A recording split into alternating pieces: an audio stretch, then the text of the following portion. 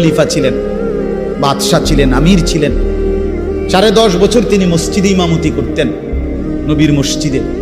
এই 10.5 বছর পরে একদিন ফজরের নামাজের ইমামতি অবস্থায় প্রথম রাকাতে এক অগ্নিপূজক ছদ্মবেশে চাদর মুড়ি দিয়ে আইসা সামনের কাতারে হযরত ওমর ইমামের জায়গায় এই প্রথম রাকাতে ওই বেঈমান আবু লুকলু মাজুসি কোমর থেকে ধারালো ছুরি বাইর কইরা হযরত ওমর রাদিয়াল্লাহু তাআলা আনহুর কোমরের মধ্যে নামাজরত অবস্থায় ছুরি দিয়া 7-8টা গায়ে দিছে।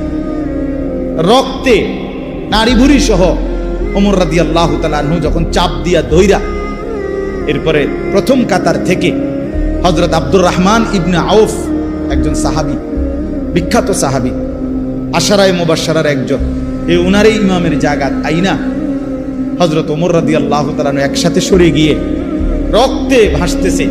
এই অবস্থায় একটা কথা